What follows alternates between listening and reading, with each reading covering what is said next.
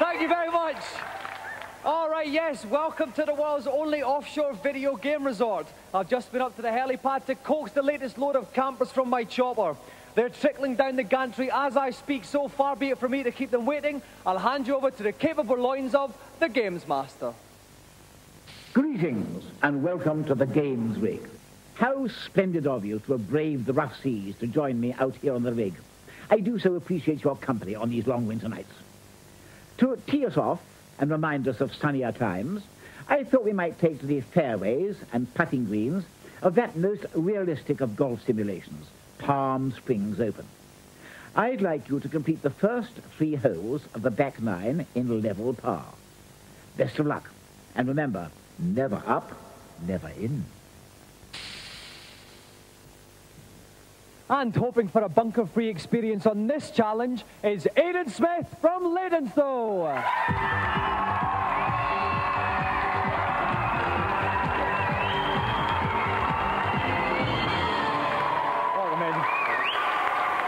Now, Aidan, this may look like a very pretty golf game, but it's fiendishly tough, isn't it? Yeah, it's very, very difficult, but I'm hoping for a fine day and some good weather, and I think, we've got a chance. Any particular holes that are tougher than the others? The second hole's got a lot of water in it, and I don't really want to be in there. Okay, well, let's hope you avoid it tonight. If you'd like to sit yourself down in the chair, we'll get ready to tee off. And joining me in the bunker tonight is Gamesmaster's very own Stephen Carsey. Now, Stephen, you're a bit of a whiz games player yourself. Have you got any tips for Aidan? Well, Dominic, having watched the course earlier, I would say certainly the first hole is probably the easiest. So he really needs to par it or perhaps even birdie it if he's going to be successful tonight. Okay, then. Aidan, are you ready? Yes. Then tee off. Aidan is on the map now. It's a 415-yard par 4. And here we are. You can see him positioning the cursor. Okay, that flag is the hole, so he's just gone to the left a bit to avoid the water. Now, what's he going to see? He's got to swing across here. He avoided the hook. And he's got that on full power. 100%, the bar's go across. It's a slight hook on this. Yeah, slight hook. Let's see where it lands. It's good. Shot slightly in the rough, I think. Or, no, it's not. No, it's on the fairway, Dominic. Aiming for the green now. That's right, he's passed away. I think he may be left a bit short here, Steve, to tell you the truth. The bar will swing across here. Oh, lovely little shuffle there. Very nice. It will swing across and we have to hit it dead central to avoid a hook or a slice. Always just slightly in the Here we go. 100% shot. Yep, nice full power shot. And here it goes. Off it goes into the horizon. Slight hook here. Oh, no. Well, he's very upset with that shot. He's disgusted with that shot. There he goes. He's just setting up. Oh, that's perfect. Good. That's good. A little bit short. It's going to just dimp up a little bit. Oh, this looks good, no, Steve. It's going to run on. It's going to run onto the hole. Let's just see. Oh, that's a very good shot. Very good shot from difficult conditions. So we must remember the challenge is 3 holes in par or less. Okay, here he goes. They're very, very tough, these greens here. It's got nice power on that. Yeah, nice swing. It's nice. It's going there. Oh, my God, we see the hole. Where's the ball? Is it going to go? Is it going to go? Oh!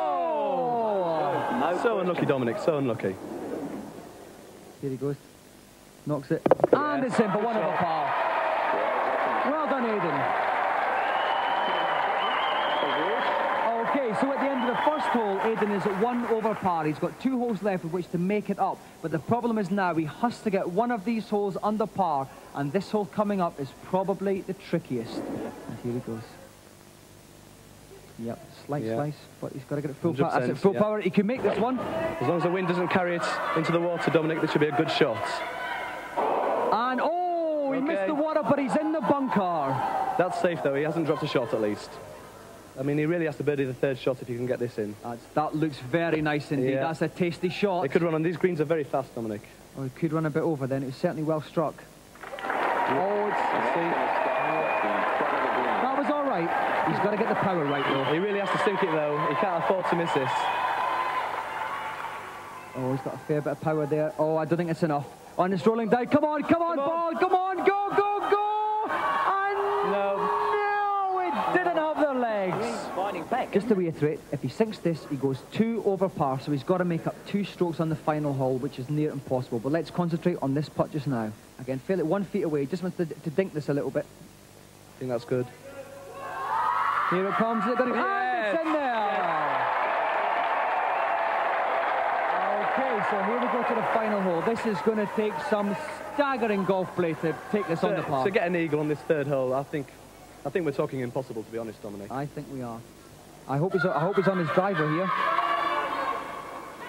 Oh no, he sliced it. Oh dear, oh dear. He's got it full power, but I think this is going to go way to the right. Oh no, this could be over the trees. And it is, over the trees in the rough. You can just see in the centre of the screen, the flag there for the hole. He's going a little bit wide of it, trying to obviously just get a little better angle on it to scoop it over the trees. I hope he knows what he's doing. He sliced it a bit, and this is his final shot. He's got to hold it in this. Oh no, it hits the tree, and unfortunately Aidan has used all his strokes, and his challenge tonight is over.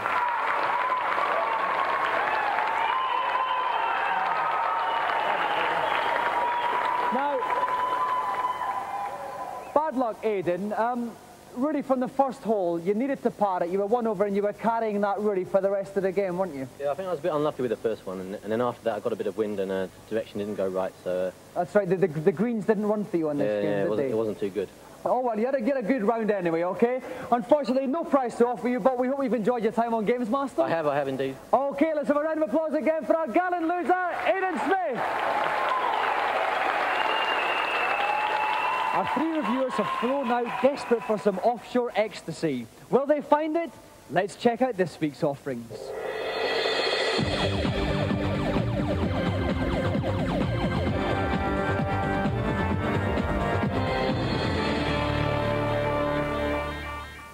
This week it's twanging jockstraps ahoy as we look at sports games. First up on the Mega Drive, pigskin fun with inside slots and tight ends in John Madden 93. The teams have all been updated. All the stats are as new as they can be, and they've also included a lot of old sides which are classics. Taken on its own, then it's certainly an exceptional game, yeah, but as a sequel, there really isn't enough new to it. If you've got John Madden Football or John Madden 92, don't bother about this because it's just cosmetic changes. If you haven't got either of these, it's a great entry into the world of American football.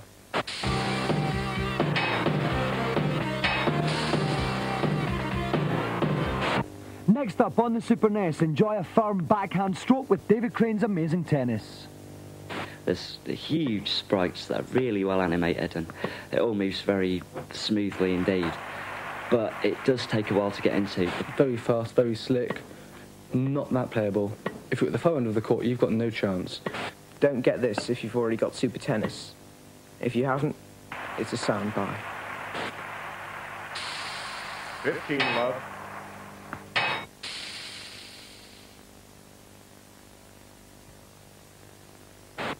Finally, on the Amiga, even Auntie Marisha gets the chance to score with Sensible Soccer version 1.1. Definitely one of the best. It's very fluid to control, it's easy to get the hang of. Sensible Soccer 1.1 is a great improvement. It's better than Kickoff, it's better than Sensible Soccer, of course, it's better than Striker, it's the best football game you can get. There are new teams, improved goalies, more cups to win, and the controversial back pass rule. My verdict, the best game on the Amiga. Owners of the original Sensible Soccer can upgrade to version 1.1 for the measly sum of £4.95. Send your disc 1 plus a checker postal order to Sensible Soccer offer at this address. Gaming gaming gurus have been soiling themselves with anticipation for the last 2 months. Well, it finally happened. We got show leave to set up Gamesmaster Live. A heaving, sweating mass of 75,000 fanatics flocked to the NEC in Birmingham last weekend for this 3-day video gaming orgy. Revelers went haywire in a riot of free arcade game spectaculars. They glutted themselves on virtual reality escapades, positively violated themselves on state-of-the-art laser beam shootouts, prostrated themselves at the latest movie tie-ins, and totally fried their brains on the very latest games soon to hit the market. Amongst all of this, of course, there were some old crowd pleasers. All in all, enough hardware and software to satisfy the most sordid of video game fantasies. Literally everyone was queuing up to stock up. This poor chap was even searching for a skincare counter. But what the crowds were really thronging to see was the Gamesmaster himself, complete with games rig mock-up and some bloke in a silly red jacket. Fans clamoured to take part, but at the end of a very special day, some of them just couldn't make the grade. They don't stand a chance. They don't stand a chance. Does anybody else think Jay's going to win? Or do we think Jay's a bit of a tube? Another feisty feature this week. Well, I've just been down to the cabins to check that our celebrity's been kept in the manner to which he's accustomed. So let's waste no further time and find out what challenge he'll be facing. Back so soon? Perhaps my next challenge will curb your appetite. And talking of curbs, I thought a spot of high-speed curb crawling might tickle your fancy. Lotus 3 is the game, and you have just 90 seconds to complete the particular level I've set aside. As if that wasn't enough, I also littered the course with roadworks. So don't forget to click and burn rubber, as I believe you young things say. And for this challenge, we're lucky enough to have Lotus's Formula 1 Grand Prix #1 driver. Please give a warm welcome to the future of British motor racing, Johnny Herbert.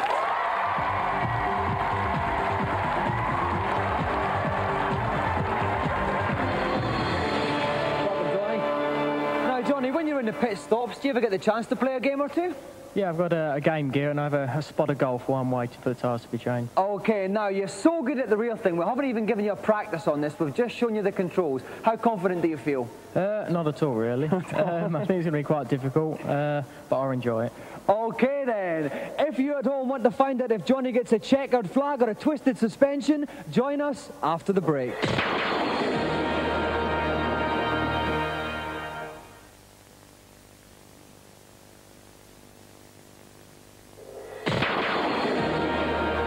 Welcome back to Gamesmaster. Tonight's special guest, the young gun of Formula 1, Johnny Herbert's about to play Lotus 3. Joining me in the commentary box is Tom Watson from Renegade. Welcome, Tom. Good evening, Dominic. Have you got any tips for Johnny? Well, I think the thing he's got to do is keep clear of the roadworks. Plenty of them on this section, lots of obstacles. Okay then, Johnny, are you ready?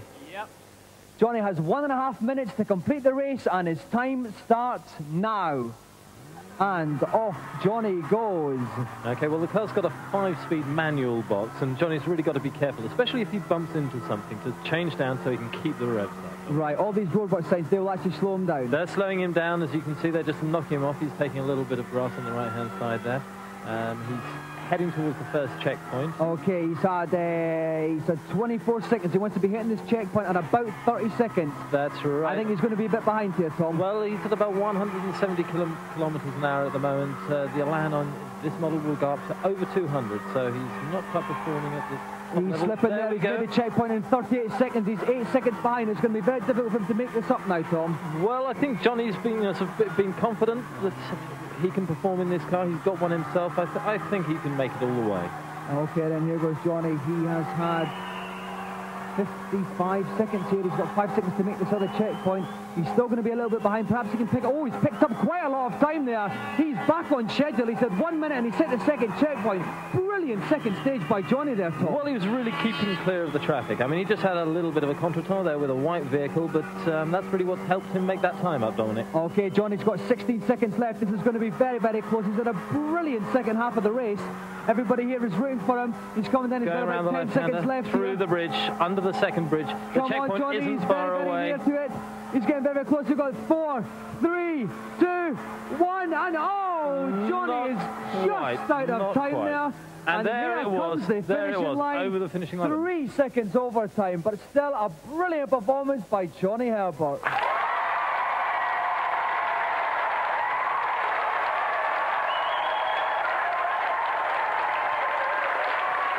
Congratulations, Johnny. Johnny, that was desperately close. Where did you lose those 3 seconds? Well, the first section, I had a few wheel banging sessions with a couple of other cars. And Aaron Senna wasn't even there either? No, he wasn't, no. So it must have been someone else, obviously. So, right. Well, bad luck, but you provided us with a brilliant challenge tonight. Another round of applause for our special guest, Johnny Herbert!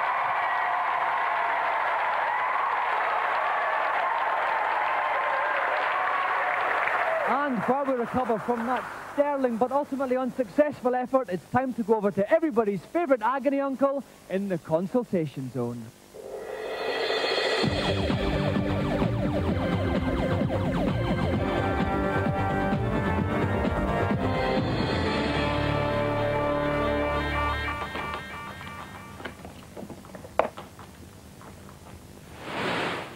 Hello, Gamesmaster. Welcome to the fount of game-playing wisdom. What can I do for you? I'm having trouble with Bart Simpson Escape from Camp Devley on the Game Boy. I can't get past the end-of-level Guardian on level 1. Can you help me, please? You really do have problems, don't you? The fact that the Guardian is called Blindside Bill is all important, for he can only be killed from his blind side. Simply bounce over him and bash him from behind. This advice applies to every end-of-level boss in the entire game. Thanks a lot. Yes, yes. Next, please. Hello, Gamesmaster. I've heard there's a secret room on level 2-1 of Asterix on the Mars system. Could you tell me where it is? Heed this advice, young scamp. Simply stand on the closest platform before it flips and push right as you fall. You should hit the wall and fall into a room full of goodies.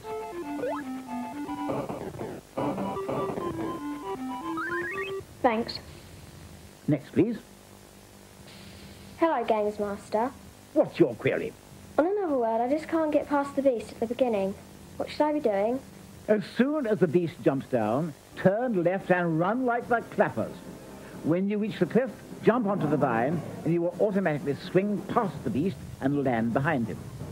Start sprinting back to the right, and you will come across some surprising saviors. Great, thanks. That's all for this particular bash of heart-to-hearts. I'm afraid it looks as if we might be in for a very stormy ride.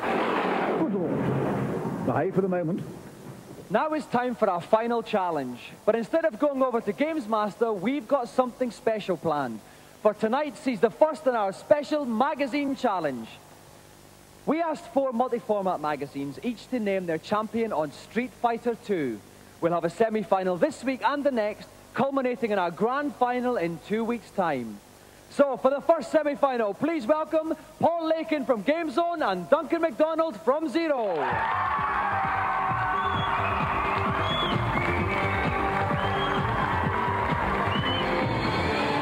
Paul.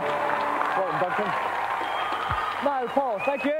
Thank you very much. Now, Paul, how much time do you spend a day actually writing the magazine, and how much time do you spend playing games? If I told you the truth, I'd probably lose my job, but let's say 6 hours a day playing the games, about 6 hours a day writing about them. All right, so it's quite a long day then. It's a long day, very long day. Okay, now, Paul, what character have you chosen tonight and why? I've chosen the rubbery Indian guy, Dalsim, yep. Because basically he's a stretchy sort of geezer, so I can cower in the corner and hit Duncan without him getting anywhere near me. All right, let's move on to Duncan now. Who have you chosen, Duncan? Well, I've gone for Chun-Li, the only chick in the game. Oh, yeah, and why have you chosen her? Well, be non-sexist, I thought I'd choose the chick, and she's quick, so, I mean, if he's stretching around all over the place, I can zap in, get a few blows, zap out, you know, moving quick, move out quick. Are you the favourite tonight, Duncan, do you think?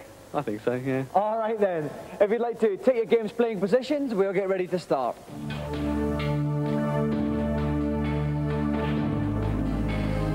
And helping me out on this challenge is one of the true experts from Nintendo Hotline, Keith Poulin. Welcome, Keith. Thanks, Dominic. Now, Keith, we've got Dalsim against Chun-Li. What can we expect to see from these two characters? It's a curious fight, actually. Chun-Li will be attacking from the air, I would have thought, so Dalsim's got to watch out for that. If he can pick her off with a few long-range moves, then should be a good fight. Okay, then. Are our two competitors ready? Yep. Then off you go. Okay, Paul is Dalsim on the left-hand side of the screen. Duncan is Chun-Li or Chun-Lai. Okay, there's that aerial attack we were talking about. On the right, that's right. Now you can see Dodson's got to go for some long moves here.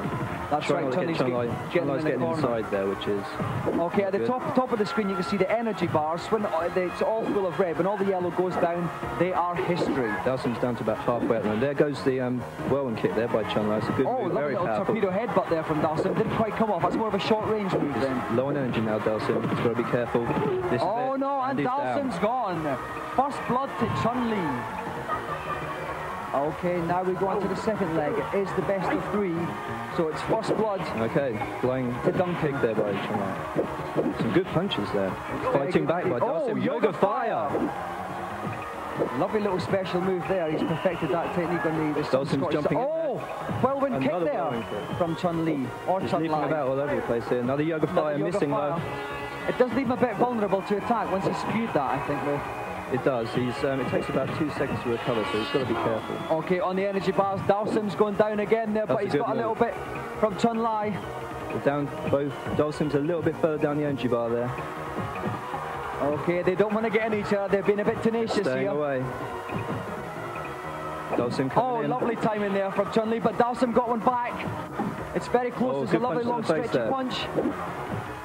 Chun-Li's jumping out. Good maneuver got out of there. That well. Oh, lovely spinning torpedo headbutt there from Chun-Li from Dawson. Chun-Li's, they're still neck and neck here on the second one. Dawson has to win this to have a chance. And the time is up, and Dawson wins because he had the most energy left at the end of the time. So, we go into the third bout. It's 1 each. Decider here. Difficult to say who's going to win. This has been a very, very close fight, this one, Keith. Certainly, as I said, it was quite close. Okay, Chun-Li's got to get in close here, doesn't she? I mean, he's got such a... whirlwind kick just caught him. That was a lovely piece of special move action there. But Dawson really needs to try and keep away here and go for the long moves. Oh, no. He's good very good and close for those throws, Dawson. Chun-Li's energy is down. She's got to be careful here, Keith. Chun-Li, another throw there. She's down very low. This could be it. She's got to watch one more hit, really, and Chun-Li's history. She's got to watch. She's coming back there nicely. Dawson's down. He misses with a punch there. Chun-Li's thrown her. Chun-Li's been thrown. Chun-Li is out of it. Dawson is the winner. Good win. Surprised about that. Good.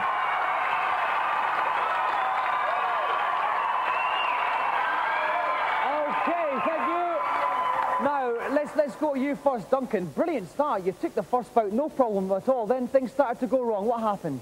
Well, there's lots of excuses, I suppose. I could say my thumb hurts. I could say I let him win. I normally do say that. But all I can say is I feel quite good about it because yesterday I took 20 quid off him at Sensible Soccer. So that'll have to do. Well, that's some comfort there. Yeah. All right, now, Paul, brilliant comeback there. What were some of the special tactics you used? Running away as much as possible. It always helps. And you got that grab. That grab was working quite well. I began to get that sussed. I mean, in the first match, I wasn't really making the right moves and everything, and then I began to get it sussed in the second 2 games. Okay, well, we see you in 2 weeks for our final, but it's goodbye to you for now, Duncan, but thank you very much anyway. Let's have another round of applause for tonight's semi-finalists, Paul Lakin and Duncan McDonald.